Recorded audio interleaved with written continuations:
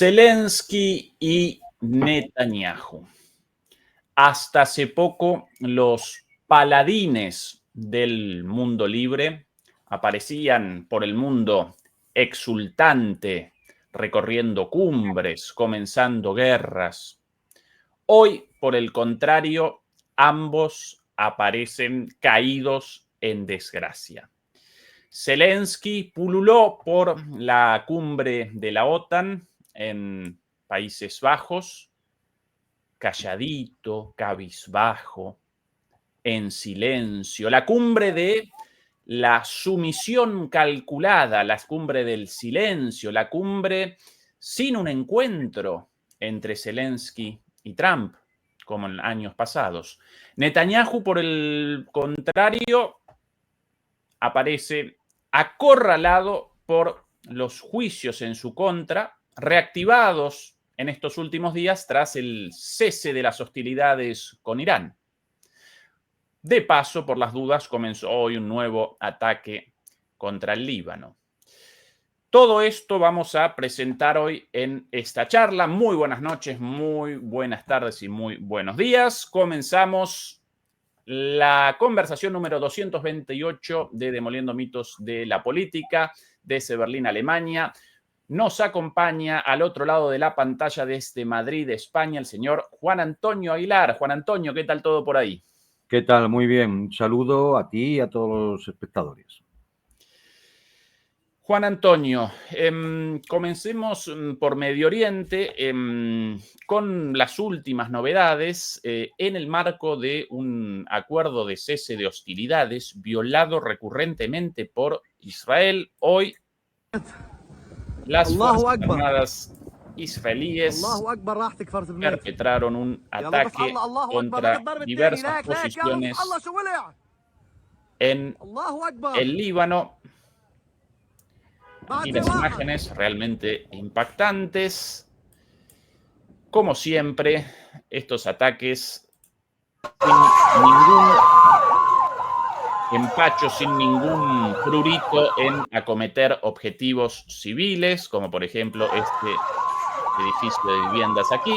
Imágenes realmente conmovedoras de los ataques en el Líbano.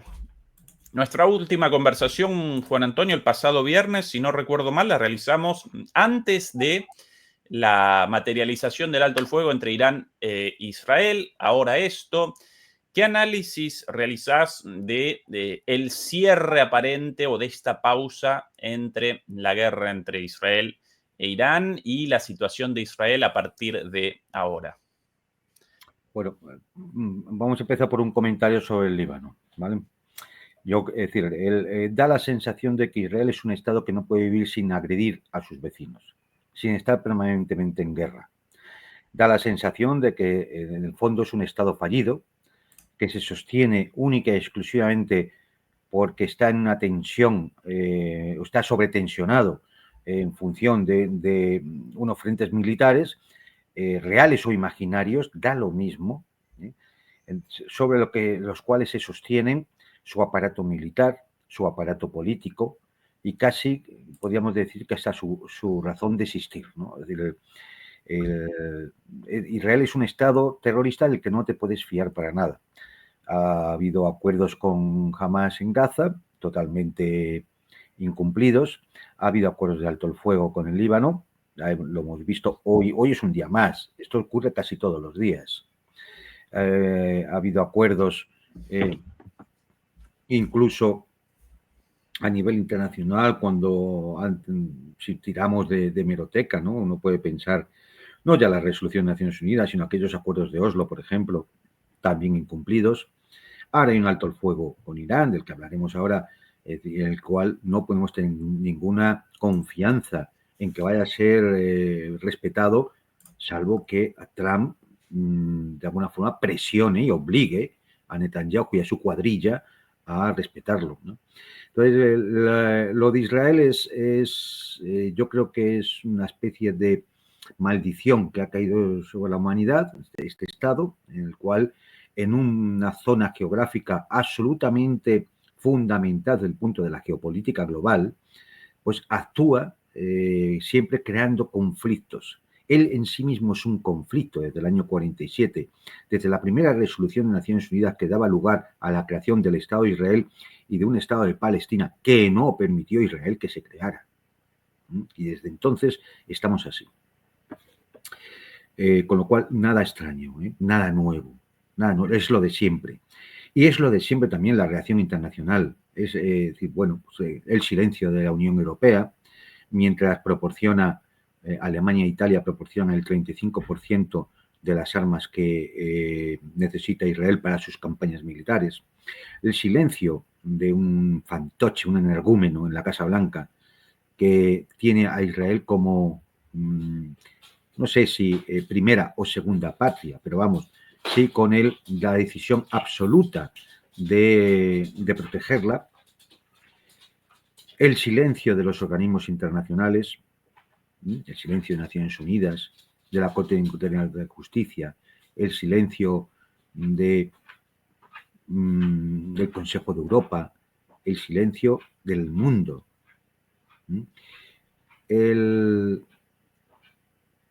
La gusanera mediática occidental, de alguna forma, permitiendo o justificando o ocultando esta realidad para que la opinión pública no se escandalice más todavía, ¿no?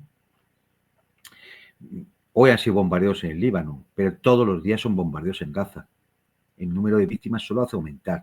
Ya estamos prácticamente en las 57.000 oficiales, porque hay estudios, el último es de la Universidad de Harvard, en el que igual hay 400.000 palestinos desaparecidos. Posiblemente muchos de ellos, muchísimos de ellos, estarán entre los escombros de las ciudades gazatíes destruidas, completamente destruidas, en sus infraestructuras, en sus hospitales, en sus escuelas, sus universidades, sus centros administrativos, sus centros comerciales, etcétera, etcétera, etcétera. Y bueno, pues efectivamente el pasado viernes que estuvimos hablando, asistimos en esos momentos a ese bombardeo, a la campaña militar, la operación militar más increíble de todos los tiempos. Nada que ver, por supuesto, con la marcha de Aníbal y sus elefantes por los Alpes, o las campañas de Alejandro Magno en el Asia Occidental. Nada, que va. Ni las expediciones de las legiones romanas llegando hacia Escocia y levantando el muro Adriano, que la campaña del año 40 de Guderian y Rommel, nada. La operación más brillante de la historia de la humanidad fue un bombardeo a 3 instalaciones nucleares iraníes, posiblemente vaciadas al menos en parte del contenido sensible. De ahí esa ignorancia sobre dónde están los 400 kilos de uranio enriquecido que dispone Irán. Allí no debían estar, porque no hay el más mínimo rastro de radiación detectada por ninguno de los sensores que habitualmente a nivel global detectan este tipo de cosas. Luego allí no debían estar. ¿Cuál es el daño real realizado a estas instalaciones? No lo sabemos, evidentemente no lo podemos saber. Pero sí hay una cosa clara. Hay un informe filtrado del Pentágono donde deja la situación en algo mucho más creíble en cuanto a que no ha sido dañado de forma fundamental el plan nuclear iraní. De ahí viene el cabreo de Trump, que llama incluso a identificar y poner en la calle a los periodistas que han publicado el tema. Si fuera un informe falso, ¿por qué tendría que tener tamaña indignación el señor presidente? Pero hay una cosa mucho más sencilla que cualquiera de ustedes se puede preguntar. Estamos viendo en los frentes de Ucrania, lo vimos en los frentes de Nagorno-Karabaj, lo hemos visto en estos mismos combates entre Irán e Israel, que cualquier dron, por pequeño que sea, por insignificante que sea, por barato que sea, lleva una cámara y ve y conduce, ves cómo se conduce el dron hasta un objetivo e impacta. Y nos quieren hacer creer que 7 bombarderos estratégicos B-2, acompañados de aviones de reconocimiento y de combustible para repostar en el aire, acompañado de decenas de cazas de protección F-35, nadie, ninguno, llevaba una cámara para sacar imágenes de los objetivos que estaban siendo bombardeados. ¿Alguien se lo quiere creer? Porque estoy completamente seguro que esas imágenes existen y las tiene el Pentágono. ¿Por qué no se hacen público? Porque quizás entonces cualquier analista mínimamente serio podría determinar que el ataque no fue tan exitoso como dice el señor Trump. Y aquí entramos en pensar qué es lo que en sí llevaba aquella operación, ¿no? Porque inmediatamente después del ataque, el señor Trump, sin encomendarse ni a Dios ni al diablo, saca de la chistera un alto el fuego. ¿Cómo hace para que ese alto el fuego sea aceptado? Pues se pone en contacto con el gobierno de Qatar para que el gobierno de Qatar hable con el gobierno de Teherán. Y el gobierno de Teherán le dice, nosotros simplemente que si se nos deja de atacar, dejaremos de atacar. Eso sí, a mí me habéis lanzado 14 bombas y yo suelto 14 misiles. Y entonces se decide que Irán atacará una base, la base más moderna del territorio norteamericano, que está en Qatar, pero que había sido vaciada días antes y llevado todos sus efectivos, munición, aviones y demás, a una base en Arabia Saudita. Se produce entonces esa especie de venganza pactada, por el cual Irán lanza una serie de misiles contra esa base. Pero queda otro actor, porque claro, Irán había dicho que ya ellos no habían recibido ninguna notificación de alto el fuego. Luego ya sí, cuando se hace el ataque ya está pactado. Queda otro actor, Netanyahu. Y a Netanyahu, por los tuits de Trump, es evidente que le tiene que obligar a aceptar el alto el fuego. Si Israel fuera venciendo en esa campaña, estoy completamente seguro de que Netanyahu hubiera dicho que no ha lugar a un alto el fuego y que va a continuar la campaña. Pero la posición desde el punto de vista militar israelí empezaba a ser ya muy, muy delicada. Muy delicada en distintos aspectos, es decir, debilitamiento, agotamiento de su capacidad de defensa aérea. Esto basta ir a las fuentes israelíes. Se interceptaba el 70% de los cohetes iraníes en los primeros momentos y en los últimos momentos no se llegaba al 50%. El grado de destrucción de infraestructuras y instalaciones críticas israelíes es muy alto. Lo ha expuesto analistas como Larry Johnson, ¿no? Analista de la CIA y demás. Pero aquí tenía yo una lista, es decir, que no es exhaustiva, pero nos da idea, ¿no? de los daños, ¿no? La base aérea Al-Jalil, que está en el norte de Israel, el puerto de Haifa, de los dos puertos que tiene Israel, uno está cerrado, como se sabe, porque lo cerraron los misiles yemeníes en el sur, Erbil, y el otro es el de Haifa, que está al norte. La central eléctrica de Haifa, la refinería de petróleo de Haifa, única refinería de Israel, de donde surte de combustible a los ciudadanos y a las fuerzas militares. La base aérea de Tel Nof, la sede del Mossad, la base Kiryat, sede del alto mando militar israelí, el centro tecnológico de Kiryat Gat, que es el centro de fabricación de chips, es de Intel. El centro de mando y control del Ministerio de Defensa de Israel, las factorías del complejo militar industrial israelí, Rafael, la central eléctrica de Hadar, que es una de las más grandes de Israel, el aeropuerto Ben Gurión, el Instituto Científico Weizmann, el Centro Israelí de Investigación Nuclear del Negev, la base aérea de Nevantim, la base aérea de Ofda y, recordémoslo, el cuartel general de operaciones cibernéticas e inteligencia de la unidad 8200 del Mossad.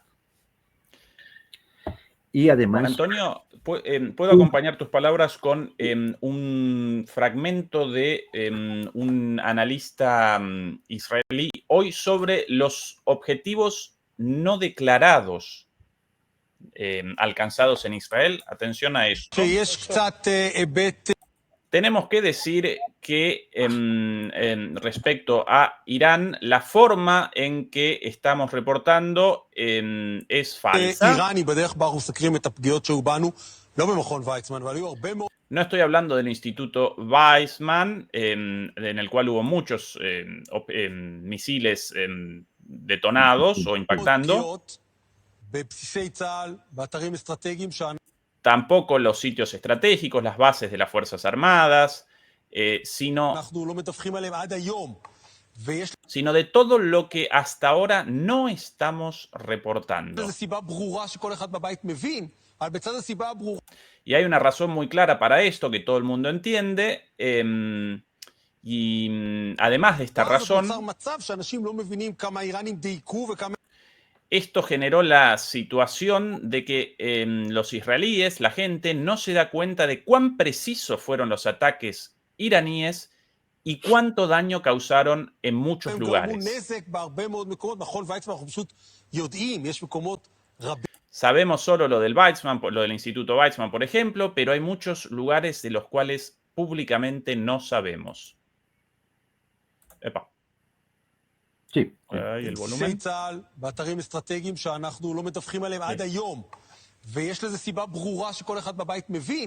בצד הסיבה הברורה הזאת נוצר מצב שאנשים לא מבינים כמה האיראנים דייקו וכמה הם גרמו נזק בהרבה מאוד מקומות. מכון ויצמן, אנחנו פשוט יודעים, יש מקומות רבים שאנחנו לא יודעים.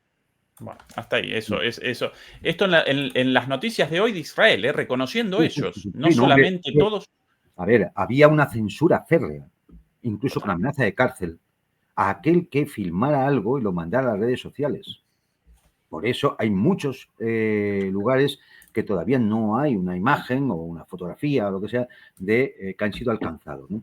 Pero, por ejemplo, hay periodistas israelíes que ya han hecho un cálculo. Aproximadamente un tercio de la ciudad de Tel Aviv ha sido afectada por destrucción por los misiles. Un tercio de la ciudad. Pero, ojo, ¿eh?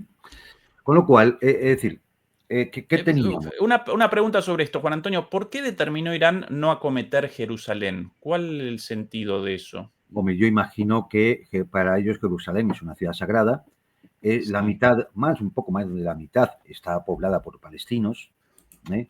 Y, a ver, cuando uno lanza un misil, se supone que todo va a ir bien y va a impactar donde tiene que impactar, pero puede haber errores. Imagínate que cayera un misil o simplemente uno de los interceptores, como hemos visto, que se desviaban y volvían a caer, cayera, por ejemplo, sobre la mezquita de Al-Aqsa, ¿no? Por ejemplo, la mezquita de Jerusalén, ¿no? Es decir, yo creo que Jerusalén, como ciudad sagrada, bueno, pues en los alrededores sí que había algunos objetivos militares que han podido ser bombardeados, pero en general no al lugar, ¿no? Es decir, es más importante desde el punto de vista iraní, mucho más importante el carácter sagrado de la ciudad que un posible objetivo militar que pudiera haber en ella, ¿no? Lo que digo es agotamiento de la defensa aérea, alto grado de destrucción, porque Israel es llevada a una guerra de desgaste que sabe que no puede ganar.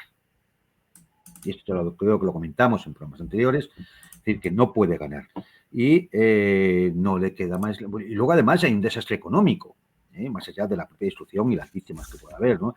Hay un desastre económico porque, al contrario de lo que decían todos los expertos, analistas y demás que aparecen por la gusanera mediática, sea en televisión, radio, prensa y demás, que poco menos que se reían de que Irán, fíjate, ya no iban quedándole muchos misiles porque las oleadas que lanzaba era de 15, 20 misiles, sin darse cuenta de que eso es una estrategia.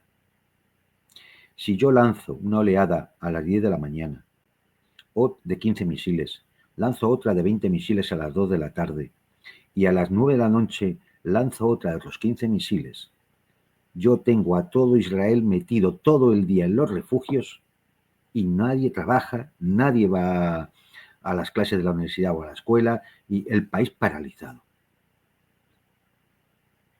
Y eso es insoportable. Para un país como Israel es insoportable, no puede ser. Porque nada más afecta no solo a la producción, no solo a la economía, afecta también a la moral de la población. Porque a diferencia de la población iraní, que está acostumbrada desde 1979 a las sanciones, a las agresiones, a los atentados, ¿cuántas veces no han asesinado a científicos iraníes? Es decir, es una población sacrificada, donde además por su religión, el martirio es algo que enorgullece. Por eso no se ocultaba si había caído un comandante de la Guardia Revolucionaria. Porque eso se dice por televisión y es un motivo de orgullo y cohesiona más a la población. Pero ocurre lo contrario en Israel. Cuanta más destrucción se ponía o la gente veía, cuantas más horas tenían que pasar en los refugios, más ganas entraban de irse del país. Y así hemos visto riadas de gente intentar salir por el puerto de Haifa, intentar salir por el aeropuerto Ben Gurión o incluso por los puestos fronterizos que daban a Egipto al Sinaí. Ahí estaban las imágenes. Es decir, para que nos hagamos una idea, del comienzo de las operaciones bélicas en esa zona, hace exactamente 1 año y pico, vamos, camino de 2 años, se han ido de Israel 500.000 de israelíes. Israel tiene 9 millones y pico de habitantes, creo, pero 3 son árabes. Es decir, población judía, estamos hablando de unos 6 millones y algo. Se ha ido 500.000. Muchos de ellos tienen un doble pasaporte, norteamericano, ruso, alemán, argentino, tienen doble pasaporte. Con lo cual, eso significa muchas veces que tienen familia en esos países. Suelen ser gente que posiblemente tengan una posición económica más o menos aceptable, más si tiene familias en estos países. Es decir, pues pueden ser técnicos, pueden ser empresarios, pueden ser ingenieros, pueden ser profesionales de algún tipo, y les es muy fácil decir, me voy de aquí, porque aquí no se puede estar. Y el no se puede estar es porque la situación es nueva, y esto es otra cosa que ha caído. Ese mito de la invulnerabilidad de Israel.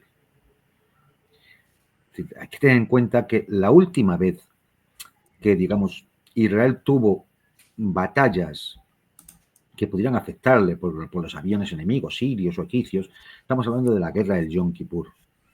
La guerra del Yom Kippur fue en 1973.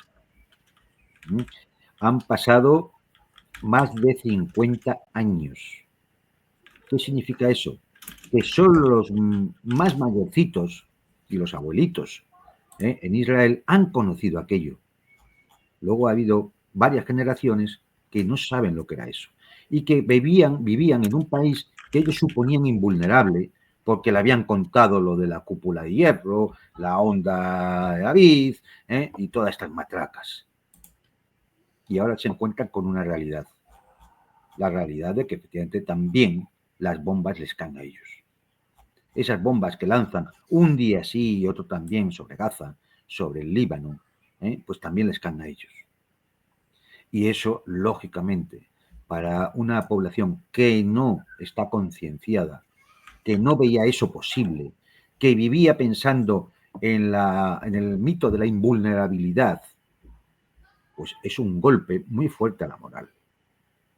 Y eso se ha visto en los intentos de salida de Israel y en el grado de depresión social que ya marcan algunos medios israelíes como la auténtica realidad del país, ¿no? Entonces, bueno, pues cuando es llevada a esa guerra de desgaste, Israel tiene que rogar la ayuda de Estados Unidos, porque si no, en 10, 15 o 20 días se hubiera agotado su capacidad de defensa aérea, el grado de destrucción sería mucho mayor todavía, la moral de la sociedad también había caído mucho más. Es decir, iban camino a la derrota más absoluta. Y eso hacía intervenir a Estados Unidos. No por el bombardeo de las instalaciones nucleares, que igual ha sido una chufa, ¿eh? Y en cualquier caso, lo único que puede hacer es retrasar un programa nuclear, ¿no? Es decir, nada más. Hay que tener en cuenta, por ejemplo, que hay una instalación nuclear donde hay un reactor y otros 2 en construcción que no se ha tocado. ¿Y no se ha tocado por qué? Porque está lleno de ingenieros rusos. Y ahí podían perfectamente haber guardado mucho de ese uranio enriquecido o de know-how necesario para un programa nuclear.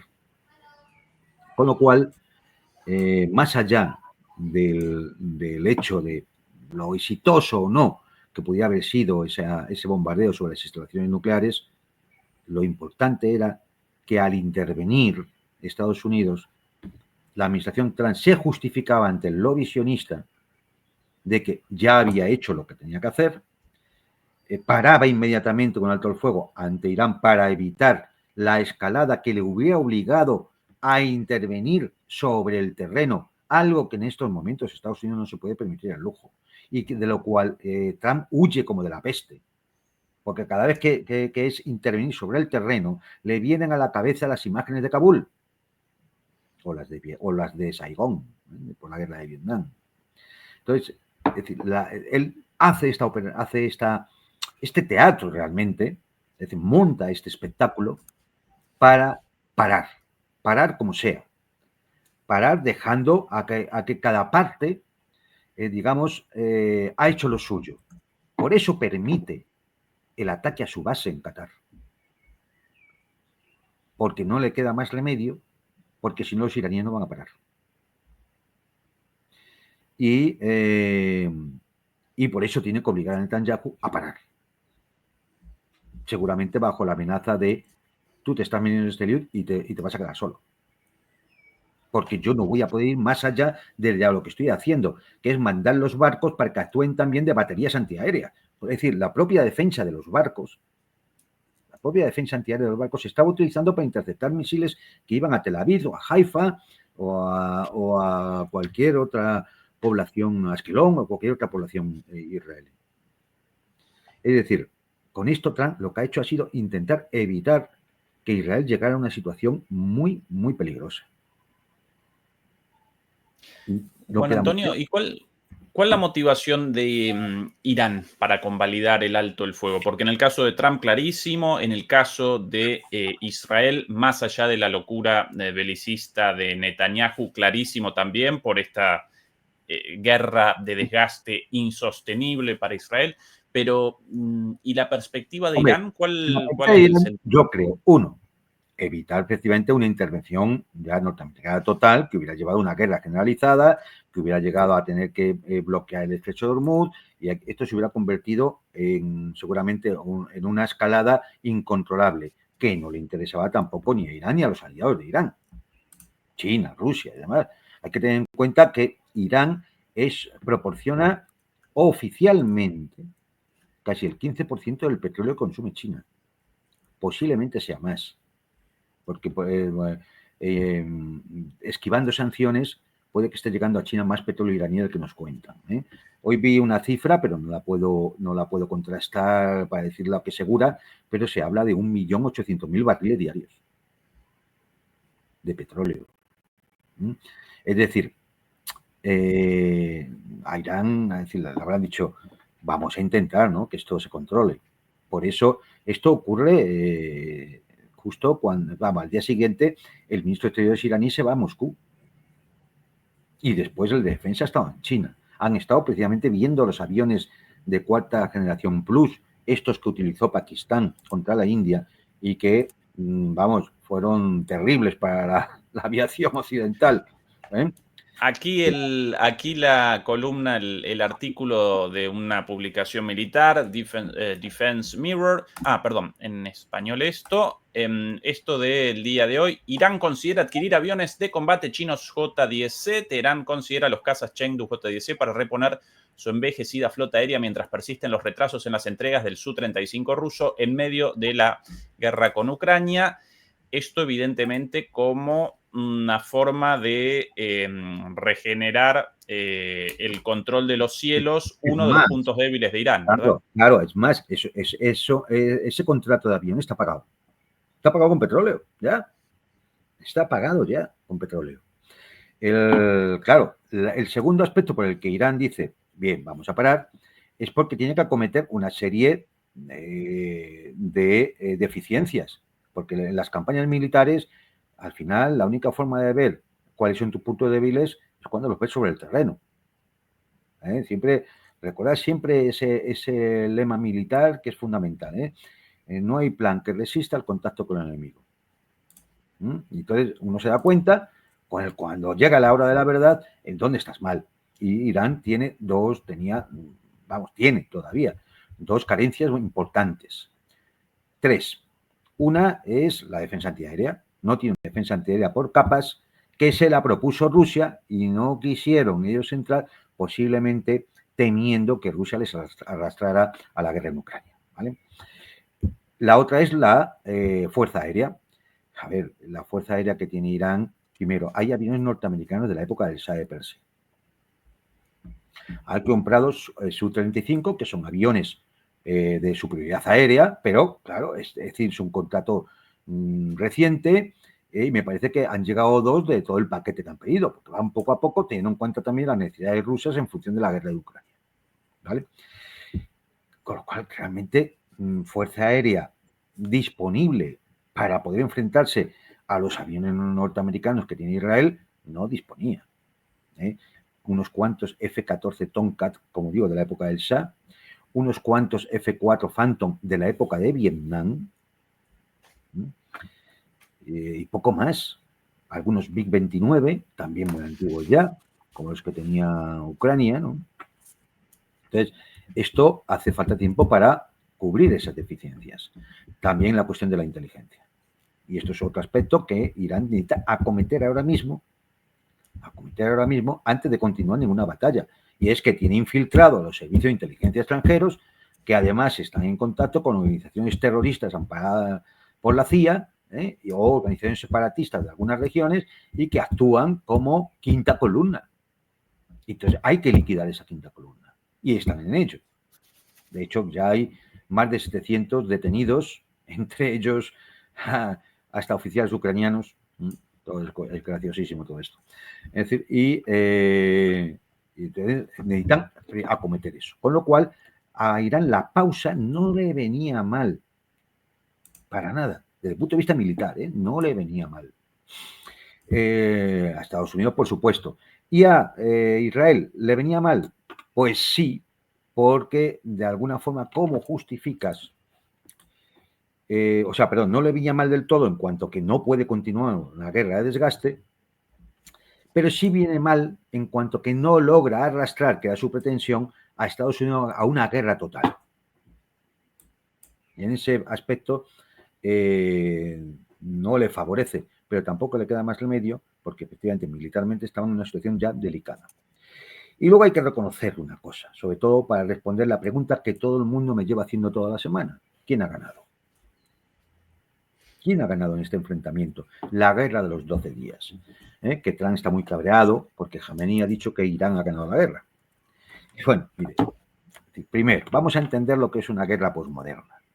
Una guerra posmoderna es aquella que no se declara, como no se declara, no se dicen cuáles son los objetivos de la campaña militar que se va a iniciar, se empiezan las operaciones militares y cuando se acaba, en función de cómo te haya ido, ponen los objetivos.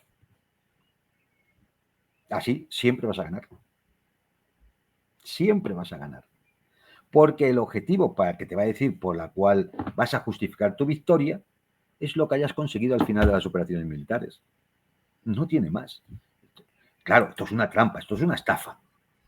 Porque sí hay objetivos militares. Todo Estado Mayor que planifica una campaña militar tiene objetivos estratégicos en esa campaña.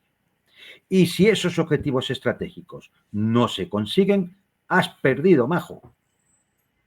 Da igual lo que hayas destruido al enemigo, las víctimas que le hayas causado, da igual todo eso.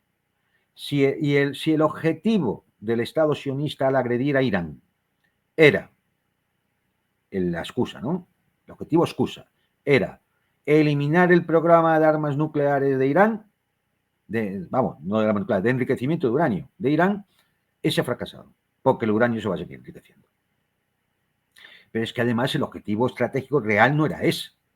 El objetivo estratégico real, y ya lo hemos comentado alguna vez, era derrocar al régimen de la Revolución Islámica. Y ese lo intentaron el primer día, buscando el shock que produjera un descabezamiento y una ruptura de la cadena de mando del ejército iraní, pero fracasó. ¿Por qué? Porque en muy poquito tiempo, porque ya estaba preparado, Irán recompuso su cadena de mando y comenzaron las represalias, los ataques de represión.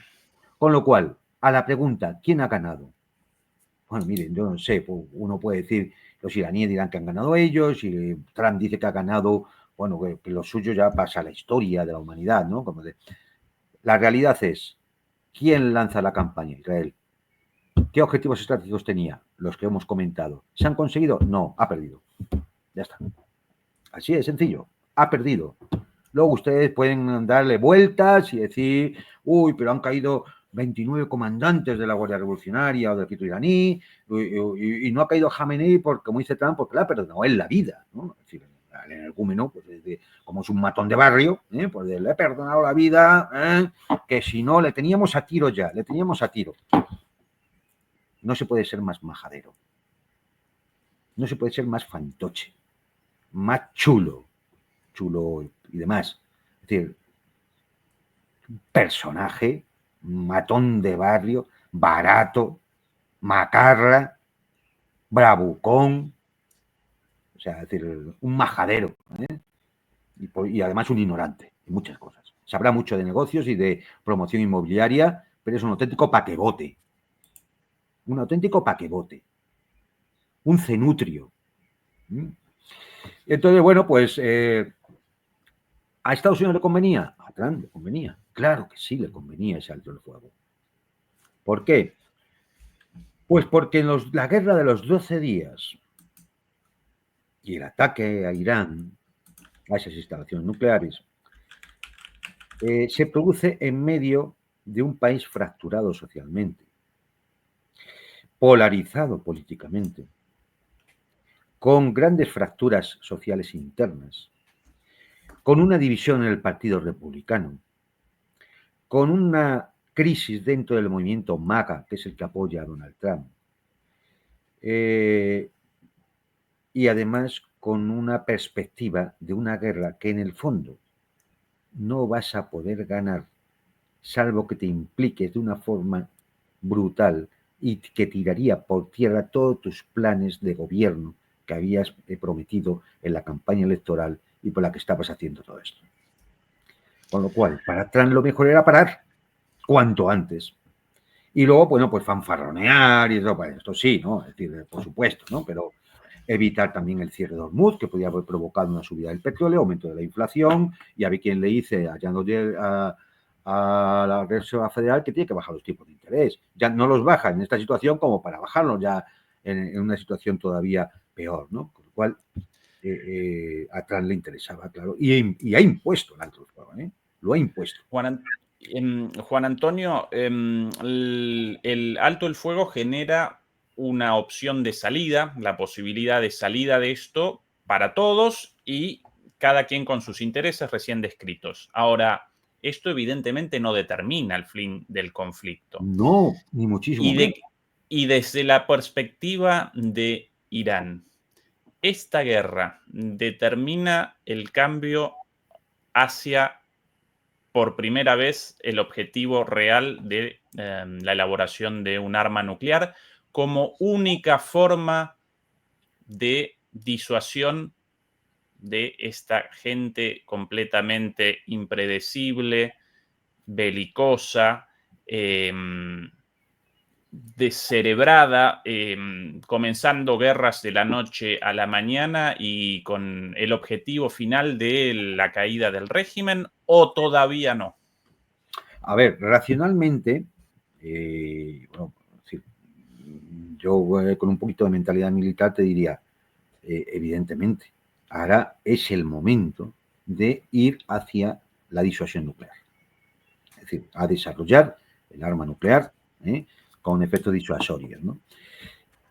Pero es verdad que aquí hay factores, por ejemplo, religiosos, que pueden que pesen más en un momento dado que el simple cálculo militar. No lo sé. En cualquier caso, lo que sí te diría es que ese programa de construir el arma nuclear se va a llevar ahora en absoluto secreto.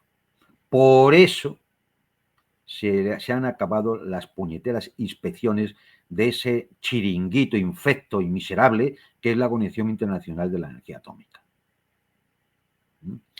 Porque si ya no entran a inspeccionarte, si ya no vienen a espiarte, que es lo que hacía Grossi y su camarilla, sus sabandijas, si ya no vienen a espiarte para luego decir que en la inspección y pasarle luego los datos a la inteligencia israelí, tú puedes de algún lugar empezar a intentar enriquecer uranio al 90% para desarrollar un arma nuclear.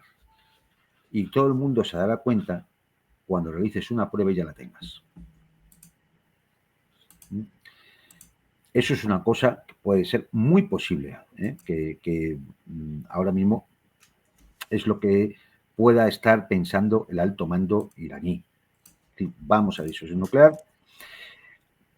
pero, como digo, hay factores que no entran dentro de ese cálculo, que puede ser el factor religioso, fundamental, o el factor de que, por ejemplo, no a China y Rusia pues tampoco le interese mucho elevar la tensión y le templen un poco a Irán a cambio de una mayor ayuda militar, porque ahora sí, Irán ha visto que esos tratados estratégicos, tanto con China como con Rusia, deberían llevar la defensa militar, la ayuda mutua en caso de agresión por parte de otro Estado.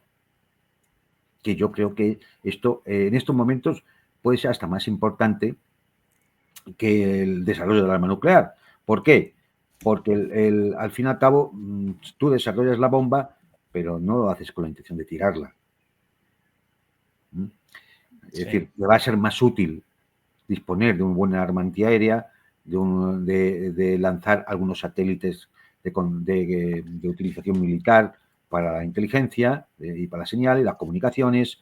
Te va a interesar más la guerra electrónica y te va a interesar más tener un arma aérea importante que pueda hacer frente a los aviones israelíes, ¿no? Es decir, ahora, Juan Antonio, puede que los acuerdos de Rusia con Irán respondan más al objetivo ruso de generar una barrera a los Estados Unidos que a el propio Israel, porque Rusia e Israel presentan una relación muy especial, debido a distintas cuestiones, entre otras el 20% de la población israelí rusa.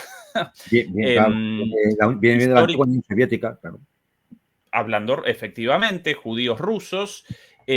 Israel rechazó las sanciones a Ucrania a Rusia, presenta una posición relativamente neutral, no despachó armas, por lo menos no de manera masiva, según algunas filtraciones puede que haya despachado alguna que otra, pero bueno, no mucho. Puede que Rusia no quiera un enfrentamiento directo con Israel y genere esos acuerdos con Irán con la mira más en Estados Unidos que en Israel, aunque a veces no podemos determinar dónde es la frontera, ¿no? Seguro.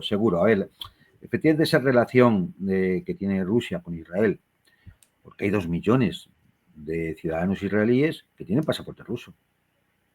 Claro, vienen de allí. Entonces, eso hace que el problema sea delicado. ¿no? Es decir, y que haya que tratarlo con mucho cuidado. Además, son ciudadanos israelíes que no es que no respetaran las sanciones impuestas por Occidente contra Rusia, es que han ayudado a evitarlas, a sortearlas. O sea, es que es más que eso, ¿no? Con lo cual, digamos que Rusia se encuentra ahí en una situación un poco inestable, ¿no? Es decir, ¿qué hacer, ¿no? En estos momentos? ¿Qué hacer? Pero es cierto que la actitud antirrusa en el gobierno israelí y en los medios israelíes ha ido aumentando con el tiempo.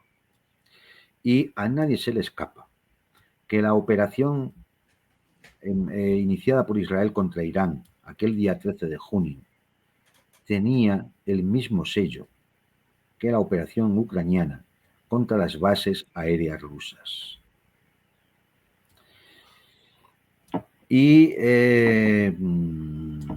eso es un tema más delicado todavía, porque lógicamente indica que el diseñador es el mismo y por lo tanto la confluencia de los servicios de inteligencia israelíes, el Mossad, con los servicios de inteligencia extranjeros, incluido el SBU ucraniano, es más estrecha de lo que puede parecer.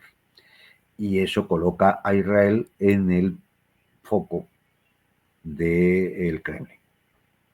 Ya veremos por dónde sale. Es verdad que hasta ahora Netanyahu había intentado mantener buenas relaciones con Putin y así lo ha hecho. Pero, mira, un simple detalle que es importante, porque esto para los rusos tiene un gran significado. El 9 de mayo, en el desfile en la Plaza Roja, no se invitó a Netanyahu. Entonces, quiero decir que las relaciones ya, es decir, no son las mismas que podía haber hace 3, 4, 5 años, donde Israel se permitía el lujo de bombardear instalaciones sirias, por ejemplo, y Rusia se callaba. Es decir, miraba para otro lado. O protestaba, ¿no? Pero protestaba sin mayores consecuencias. A medida que ha ido sucediendo lo de Gaza, también Rusia se ha visto en una situación delicada. ¿Por qué? Porque todo el sur global que apoya a Rusia ponía el grito en el cielo por lo que estaba ocurriendo en Gaza, con lo cual no le quedaba más remedio que diplomáticamente, es decir, que a la diplomacia rusa, por ejemplo, en el Consejo de Seguridad de Naciones Unidas, ponerse en contra de Israel. Y, a ver, no se puede evitar. Entonces, quieras que no, todo esto ha ido abriendo una brecha cada vez más grande entre Moscú y Tel Aviv. Y ahora mismo, pues quizás ha llegado el momento, y lo hemos visto, es decir, no ha ido el ministro de Exteriores israelí a Moscú, ha ido el iraní. Y es que, a ver, por muy buenos favores que en un momento determinado ya ha hecho Israel sobre el tema de las sanciones a Rusia y demás, Irán es uno de los vértices del triángulo Primakov, China, Rusia e Irán, que es el triángulo sobre el que se fundamenta la construcción de un bloque euroasiático. Ya hemos comentado cómo a Irán llega una de las ramales de la Ruta de la Seda o del Corredor Norte-Sur, etcétera, etcétera. Pero es que, es decir, dentro de la geopolítica euroasiática, Irán es una pieza fundamental que no se puede dejar caer. Así que, en este sentido, bueno, pues creo que Israel no va a tener más opción que aceptar eso o enfrentarse con más potencias, lo cual pueden todo decir, ¿qué quieren? ¿Que Irán reciba todavía más sistemas de armas para hacerle frente a ella? Es decir, a ver qué cálculos hacen, ¿no? Pero la situación se está tornando difícil para Israel por muchas cuestiones, tanto las militares como las económicas, las sociales, la fracturación dentro de la propia sociedad israelí, una demografía en decrecimiento, y la propia moral, ¿no?, de la sociedad israelí, que ve que, bueno, pues a lo mejor ya no es tan interesante vivir en Israel y me cojo y me vuelvo a Nueva York, o a Los Ángeles, o a Berlín, que seguir allí donde, si nos damos cuenta, es que no hay un solo día donde o te lancen una bomba o la lances tú. Piense también que cualquier ciudadano israelí, la sensación que tiene que tener ahora mismo cuando va por el mundo, la gente les mira mal, porque claro, les señalan claramente como genocidas de un pueblo como el pueblo palestino, que está sufriendo lo indecible, lo que no nos podemos ni imaginar, con los bombardeos continuos en Gaza. Esto, Juan Antonio, del día de hoy, de la prensa israelí de Haaretz, entre comillas, es un campo de exterminio. Soldados de las Fuerzas Armadas israelíes reciben orden de disparar deliberadamente contra habitantes de Gaza desarmados que esperan ayuda humanitaria. Oficiales y soldados de las Fuerzas de Defensa de Israel declararon a Haaretz que se les ordenó disparar contra multitudes desarmadas cerca de los puntos de distribución de alimentos en Gaza, incluso cuando no existía ninguna amenaza. Cientos de palestinos han muerto, lo que ha llevado a la Fiscalía Militar a solicitar una revisión de posibles crímenes de guerra. Netanyahu y Katz rechazan las acusaciones y las califican de libelos de sangre. Prensa israelí. Sí, libelos de sangre, pero las imágenes están ahí, son públicas. Sí. Es decir, pues, pueden ver en cualquier tipo de medio. Además, esto es un acto deliberado. Es decir, en vez de lanzar una bomba de 3.000 libras, que igual la necesitan para el Líbano, para Irán o para donde sea, pues lo que hacen es esperar a los gazatíes a cuando se reúnen, cuando llegan los camiones con la comida, de la ayuda humanitaria, la comida y el agua, y cuando ya se reúnen alrededor de esos camiones, empiezan a dispararles. Sí. Además, recordemos el contexto. A sangre fría, a sangre fría. Sí, Israel determinó la interrupción de el ingreso de alimentos, materiales para la construcción, medicinas, determinó la interrupción de la electricidad y del agua corriente y posteriormente, después de esta política de asedio, comenzó a convalidar el ingreso dosificado de ayuda humanitaria enviada por todos los países del mundo, pero sin una coordinación centralizada, hasta que los propios israelíes comenzaron con el cuento de, o el gobierno israelí comenzó con el cuento de, no, la ayuda humanitaria está ayudando a Hamas, entonces vamos a generar un sistema de entrega de esta ayuda humanitaria concentrada en puntos estratégicos con la ayuda de una ONG estadounidense cuyo presidente abandonó la ONG a los 2 días del inicio de este sistema por el escándalo de la organización de esto precisamente con este objetivo, generar la concentración de pobre gente hambrienta y hambrienta con los chicos con las costillas a la vista para ametrallarlos, verdaderamente criminal, y lo presenta la prensa israelí. No estamos presentando acá un informe de Corea, de Norcorea. La conclusión es sencilla. La doctrina militar del Estado sionista de Israel es el terrorismo, el terror, el exterminio, ya está, sí. Y entra dentro de la jurisprudencia de Nuremberg. Y el que quiera verlo, que lo vea, y están ahí los datos, la propia prensa israelí. Y el que no, pues yo qué sé, pues ya sabemos de a qué partidos se pueden ir, ¿no? Pues a decir, sobre todo hay ciertos partidos de derecha aquí en España que son absolutamente repugnantes en cuanto a este tema. De traidores a España, de traidores a la civilización, de traidores a la humanidad, y cómplices del crimen y del genocidio. Y saben perfectamente, los que me escuchen en España saben perfectamente a qué partiduchos de mierda me estoy refiriendo. Bueno, en Argentina pueden también al partido de Milei. Lo tenéis en el gobierno. Lo tenéis en el gobierno, sí. Efectivamente. Juan Antonio, realicemos un salto a la cumbre de la OTAN en La Haya. Por cierto, 3.100 demoledores conectados y 1.200 me gusta. Más de la mitad de la gente conectada no nos ayuda contra la censura con el pulgar arriba. Por favor, recuerden el clic en el pulgar arriba, en el like. Juan Antonio, como disparador... Ezequiel, antes que esto, si me permites con este tema de la censura. A ver, yo creo que la gente tiene que ir percatándose de una cosita. O nos ayudan a luchar contra la censura, o va a llegar el día, no va a quedar más remedio, que para ustedes ver este canal y otros canales, no les queda más remedio que pagar una plataforma aparte y pagar una cuota para que en un servidor en China o donde sea podamos seguir saliendo y sin que nos censuren. Si no luchamos contra la censura, al final no habrá no tendréis otro remedio porque no nos cortarán, no nos podréis ver. Es decir, es necesario que todos hagamos por combatir a esa censura.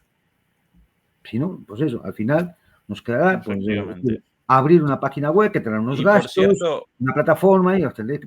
Juan Antonio, nuestras charlas recurrentemente desmonetizadas. Sí, ya me lo imagino. Una de dos, desmonetizadas y censuradas.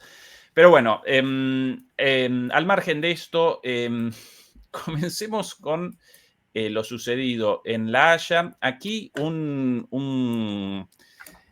una profunda, un análisis en la antropología. Clifford Geertz lo llamaría una descripción densa. Recuerdo mis clases de antropología mucho tiempo atrás, en otra vida, de jovencito. Atención a esta imagen, querido Juan Antonio. La cumbre de La Haya. Todo tuyo, Juan Antonio. Su misión calculada, ¿qué presenciamos allí? ¿Qué comienza a partir de ahora con este 5% de gasto militar en Europa? ¿Qué análisis realizás? Bueno, primero, el espectáculo es un espectáculo bochornoso de sumisión, vergonzante, o sea, de aquello de cuando dices, es que siento vergüenza ajena, ¿no? Y efectivamente, ese es el sentido.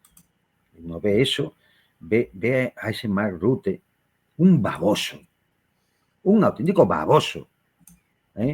El mensaje que Rutte le manda, el mensaje privado que Rutte manda a Trump, que Trump publica, pues claro, del energúmeno no te puedes esperar otra cosa, pues lo publica, es de verdad de enmarcarlo. ¿Cómo alguien puede tener tan poca dignidad, tan poco honor, tan poca ética, es decir, sentido de la decencia, tan poco orgullo propio, no sé, tan poco amor propio? O sea, Rutte es un personaje repugnante, deleznable, despreciable. Es verdad que no es nadie, es un puñetero portavoz de una organización criminal a la cual mantenemos todos con el dinero que nos roban de nuestros bolsillos, ¿vale? Eso es la OTAN. Y él no es más que un portavoz, él ni pincha ni corta lo que diga Trump. Pero el mensaje lo dice todo. O sea, la cumbre de la OTAN se resume en el mensaje que Mark Rutte envía, el mensaje privado, que Mark Rutte envía a Donald Trump. Esa es la cumbre de la OTAN. Y el resto es una especie de coro de palmeros, de incapaces, de impotentes, que se ponen de rodillas y, como dice la viñeta, le besan el culo al amo, al padrino, papi, le decía el otro. Don Vito Corleone Trump. 5%. Esto es un chiste. Es un chiste, Ezequiel. Porque no se va a poder pagar. Olvidémonos, no se va a poder pagar. Ni España, que se ha opuesto al tema, pero que al final van y firman el papelito. Yo creo que han firmado el papelito a sabiendas de que va a ser imposible. De que va a ser imposible.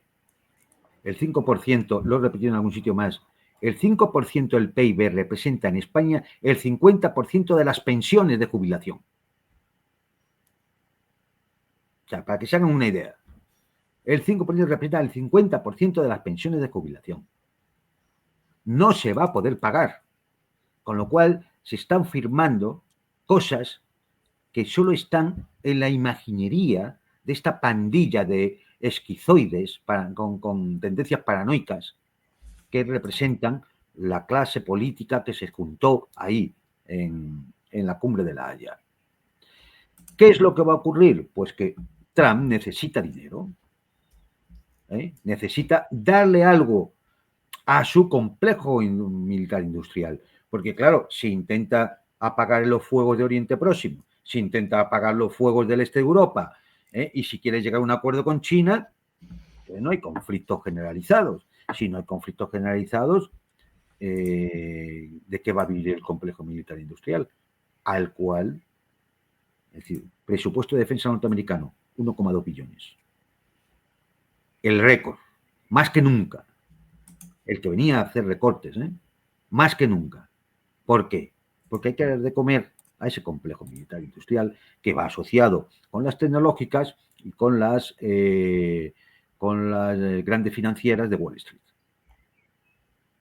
Y entonces, parte, lo que se va a intentar, lo que va a conseguir, es transferir capitales de Europa a Estados Unidos por compras al complejo militar industrial o inversiones con empresas norteamericanas.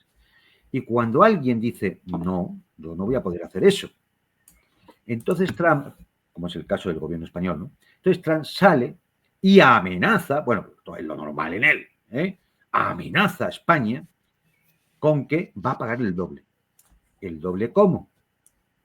En acuerdo comercial. Lo va a pagar en el comercio, en el intercambio comercial exterior. Es decir, esto es tanto como decir, como señalar, como dejar claro que el dinero que va a la OTAN, no importa que no vaya a la OTAN. Es decir, pues entonces va vía comercio. Es decir, es dinero que tiene que ir a Estados Unidos. Por el camino que sea.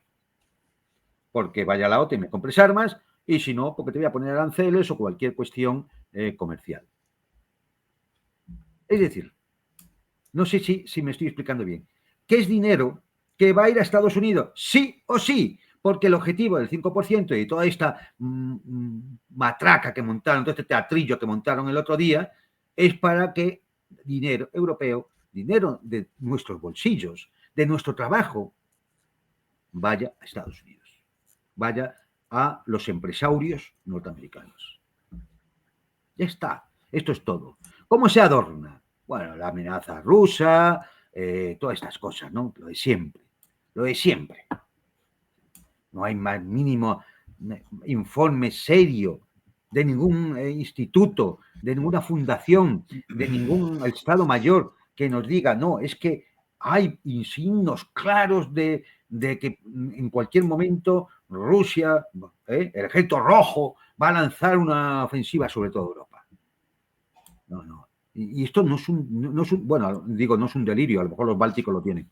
Es decir, pero esto no se están mintiendo. Pero descaradamente, ¿qué creen? Que no lo saben. Piensa alguien que la inteligencia norteamericana, la inteligencia británica, ¿verdad?, no tienen información más o menos veraz de cuáles son las intenciones que existen en el Kremlin y en todo el aparato del Estado ruso en cuanto a una previsión de invasión de Europa. Pero qué delirio es este. Saben perfectamente que no es así, pero es la excusa para que usted, para que yo, para que cualquiera de nosotros digamos, uy, claro, es que estamos en peligro. A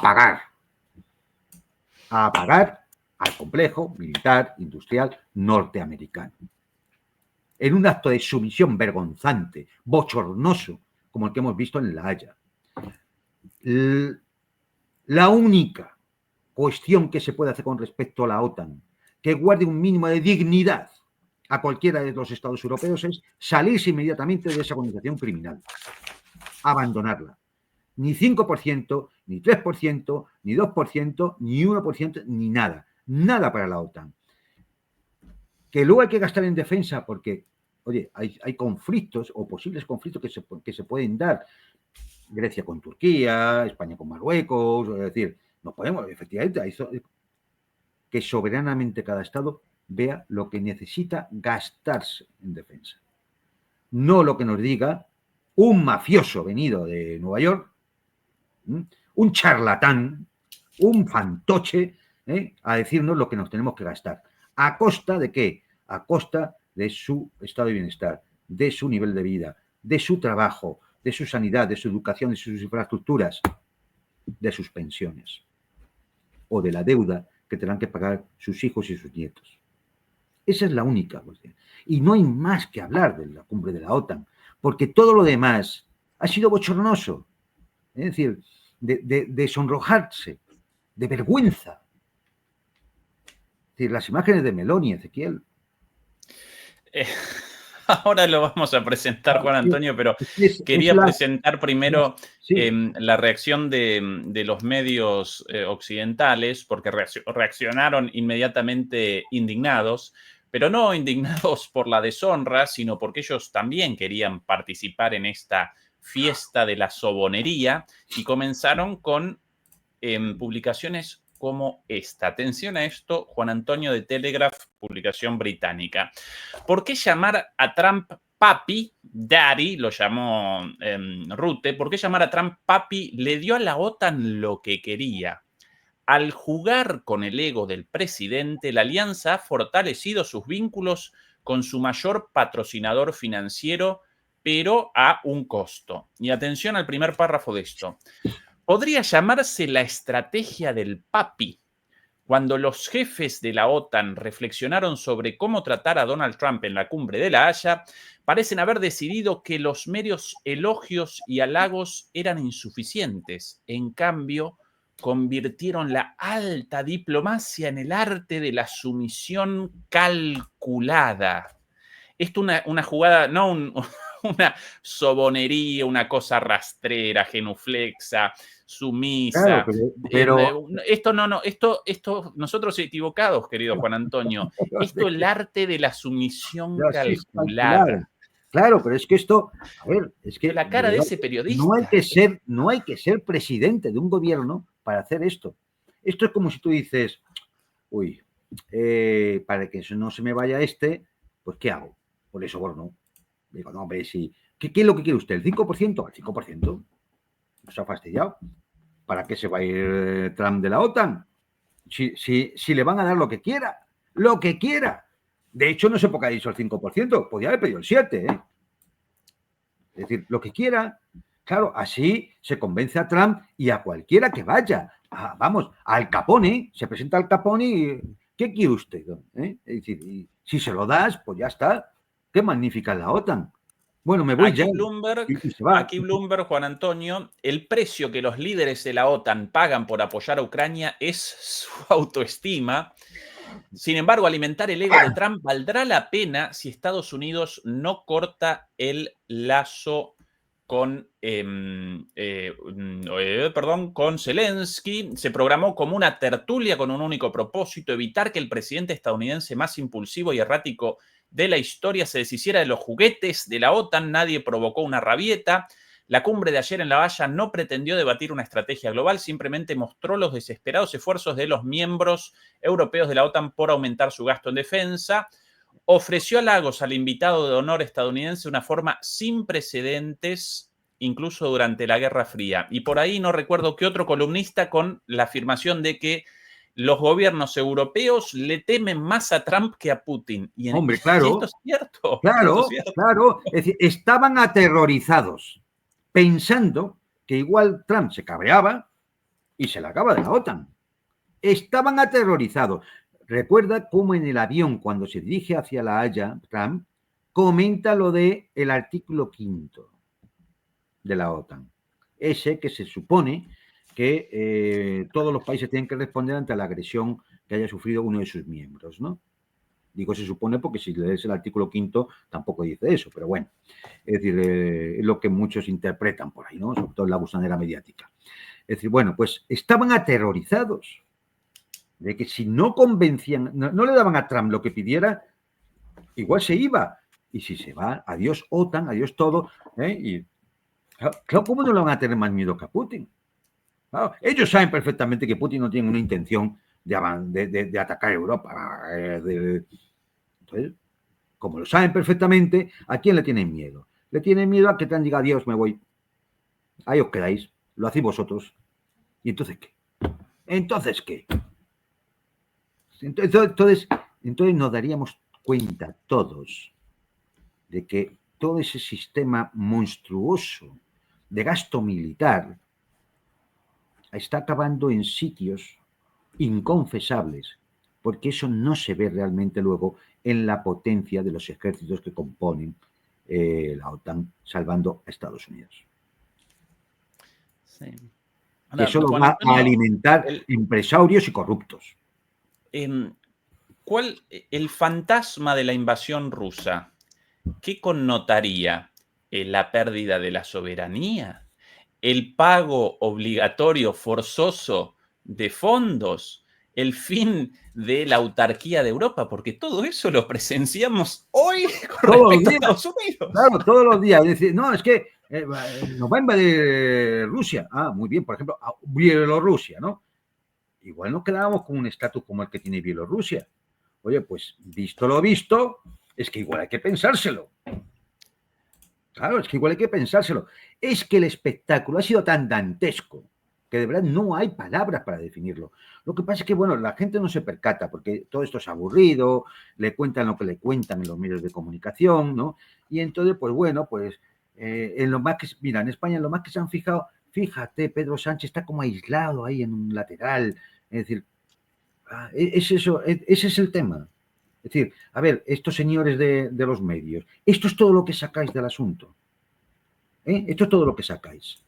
Nada del tema bueno, si es que, vamos a ver, si es que ha sido una cumbre que ha durado menos que ninguna. Es que Trump ha llegado, ha dicho 5%, sí, buena, y se ha alargado.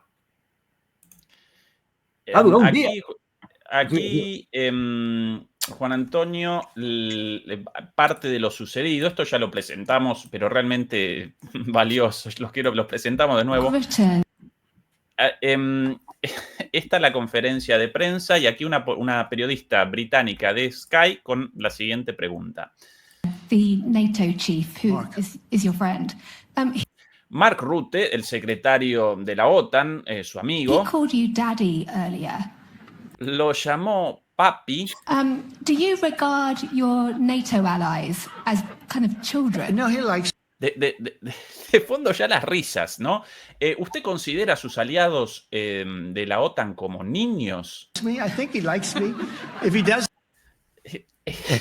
Marco Rubio tentado, detrás Hexes también, y Trump respondiendo ya en sorna, no, me dijo esto porque me gusta, él gusta mucho de mí, me quiere mucho. I'll let you know. I'll come back and I'll hit him hard, okay? Si de repente no gustara de mí, entonces te lo haría saber, volvería y le pegaría fuerte en la colita. Okay, no. He did it very affectionate. Daddy, you're my daddy. Do you Lo dijo con mucho afecto, papi, sos mi papi. Y Marco Rubio tentado atrás, todo, es una cosa, pero ya está, Claro, es todo tan ridículo, tragicómica. es todo tan ridículo que se ha reído hasta Marco Rubio. Se ha reído hasta Marco Rubio, que es un personaje que pasa al lado de un grupo de vacas y se corta la leche. Es decir, se ha reído hasta Marco Rubio, ¿no? Es decir, es que obsérvenlo, o sea, fíjense realmente en las imágenes. ¿Ustedes piensan que esto es serio? Es decir, ¿ustedes piensan que esto es serio? Y el otro diciendo, le doy en la colita. Oye, estamos hablando de 1,5 billones de euros que van a tener que salir de los bolsillos de los trabajadores europeos. Que usted y yo y el otro vamos a tener que currar, que trabajar día tras día y parte de ese fruto de ese trabajo se lo va a llevar esta gentuza. ¿Qué para tomárselo a risa? Es para hacer gracietas, es para darle en la colita, es que me quiere mucho, por eso me llama papi. O sea, esto es la clase política que tenemos. Esto es lo que ustedes votan, lo que todos votamos. Que lo digo cada vez más. Es nuestra responsabilidad. Esto es lo que estamos votando. No se quejen después, a disfrutar del señor Trump y de todo el grupete que estaba allí. Miren a Marco Rubio. Es que, aquí otro de los hechos más bochornosos de el día de ayer, o antes de ayer ya en realidad, atención a esto, porque nosotros ya con muchas imágenes mostradas aquí de la mirada perdida de Elon Musk, conocido por su adicción a la ketamina, Bueno, Zelensky con el mandibuleo propio ese de los adictos a la cocaína. Bueno, la famosa servilleta de los amigotes en aquel tren, ¿no? Macron, Starmer y Merz. Bueno, ahora una nueva invitada a la fiesta. Atención a esto, Juan Antonio.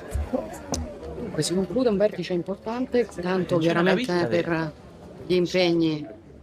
Un messaggio molto importante, mi pare di avervi detto tutto. C'è stata la reazione di Trump. Su una politica espansiva. Presidente, ma noi come faremo a produrre proiettili, carri armati? Non mi pare che risolviamo grandi problemi. L'opposizione diceva che l'Italia avrebbe potuto fare come la Spagna, ¿no?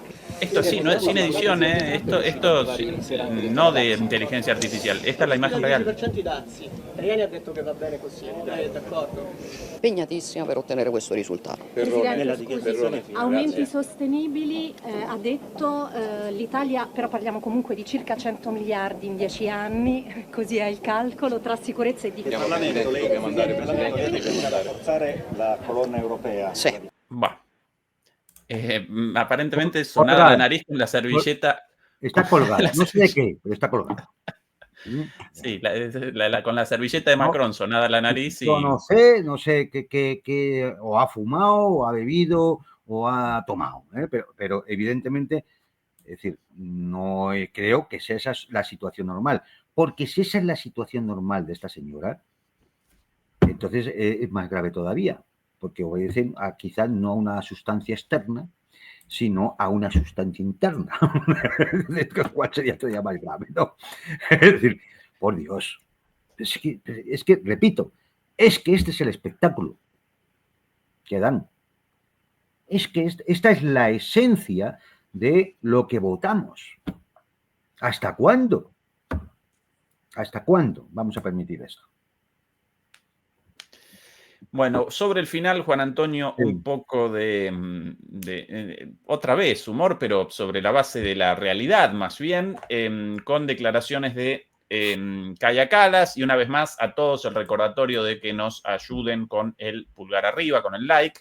Aquí Kaja Kallas consultada sobre la delirante propuesta de Canadá de participación en la Unión Europea. Atención a esto. This question that Canada wants to join the European Union, and of course, you know, we have all the friends in the world, which is good. I also said that maybe a bit obstacle is that they are not geographically in Europe, and they had an answer to this. Arctic, we are connected via Arctic, so who knows?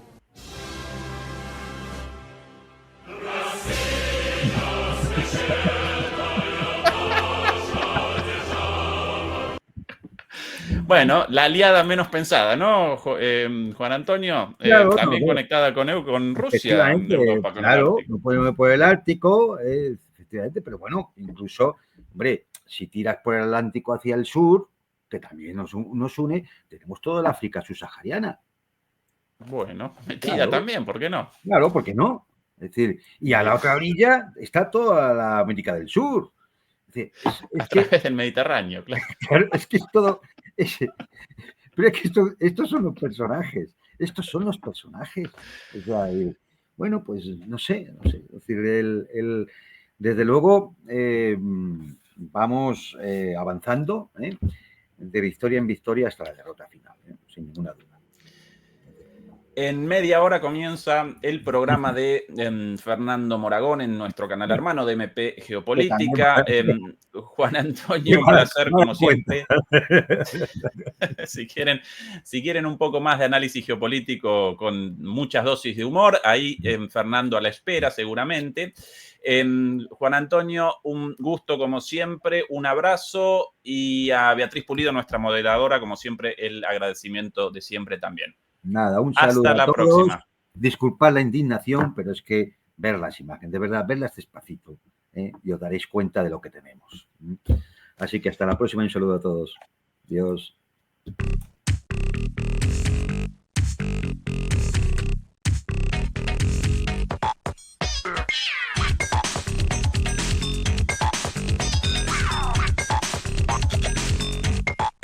Yeah.